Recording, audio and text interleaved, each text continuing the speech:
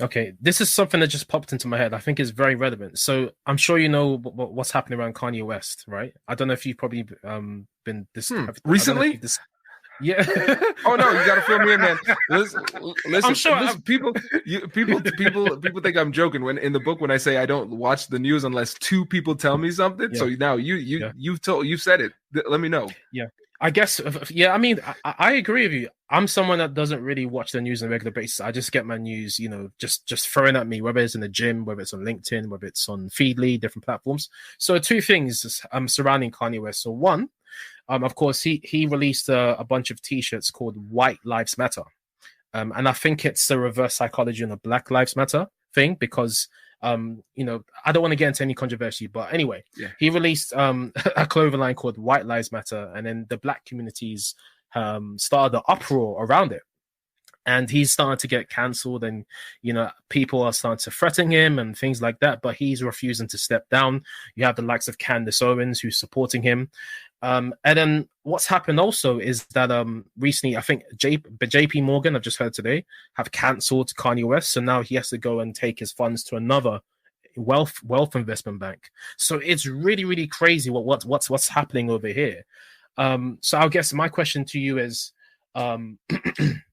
You have one camp of people who are really comfortable in terms of addressing race and addressing their fears, and then on the other side you've got people who are afraid to share how they really feel about certain themes and topics around race, and then they refuse to keep quiet, because for example there's one interview Kanye also did with Fox, I think it was Fox News, and then he was talking about how when he decided to support Trump or someone like that instead of somebody else, he was getting threats from the black community or whatever saying, hey, quickly change your opinion, otherwise we're going to do this, otherwise we're going to come and threaten your family, we're going to come and kill you, whatever. But he stood up. What do you see? I'm sure you probably don't monitor this guy a lot. I mean, we ain't got time to monitor Kanye, right? But I mean, it's just content that's just been fed to me. How do you what kind of behaviors would you say, or characteristics would you say are are quite needed to be able to kind of tackle controversy like this? I mean, to kind of deal with this kind of controversy, and then on the other hand, for those who are quite shy or scared or fearful to address racial matters that they don't want to come out and share because they feel they're going to be threatened. How would that person address those matters? I hope that made sense. So you got one camp and Yeah. then you got another camp. So I think this is an awesome case study because it shows just how tricky and messy these types of things are. And so for me, let's just bring it back to one of the key principles or beliefs that I have is that conflict is an opportunity. Conflict is an opportunity. And before more so than getting into like determining who's right and who's wrong at this point, I think it's really important for us to slow down and recognize the opportunity that this situation presents us with for people like you and me and people all around the world to talk about this, because clearly this situation stirs up a lot of emotions in a lot of different people for a lot of different ways. That's fascinating. That's interesting. And that's important. That's very telling. And so I think it gives us an opportunity to speak to our values. What are those values? What is it about this situation that makes it so emotionally challenging for us to deal with? And why is it that we feel such strong emotions about it? Because if you tweak the case study, it becomes really interesting, right? Because if it's a white person who says White Lives Matter and has a shirt that says White Lives Matter, there might be an uproar, but not the same kind of uproar that comes from from Kanye West doing it for him as a black man doing it. It's really interesting.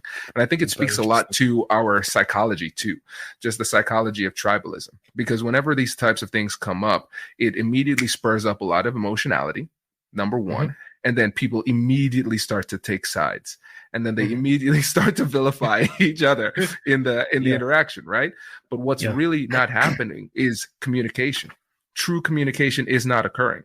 What we're doing is we're taking the opportunity to show who we are by siding with the people who believe what we believe and showing who we are not to our tribe by attacking the people that disagree with us too. And so there's a lot of identity that's going into this. And that's one of the things that makes these conversations so tough.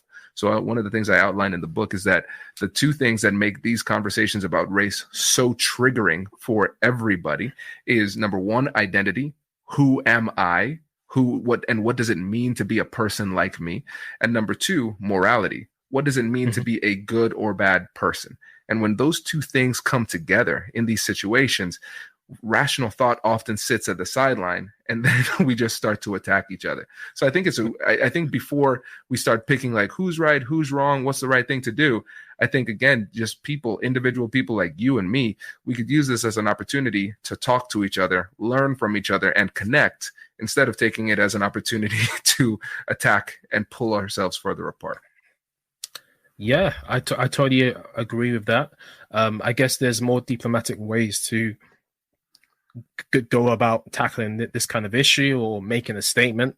I guess you could argue that maybe certain people want to take these actions because they want to make a statement, they want to be heard, they want the world to see, so they have to do it in such a way where the whole world sees. But I think from your point of view, there are more diplomatic and more clever ways to handle this, which can cause a lot less uproar and solve more problems. Because at the end of the day, I think your philosophy is more about, okay, what's the problem we are trying to solve and how can we get there?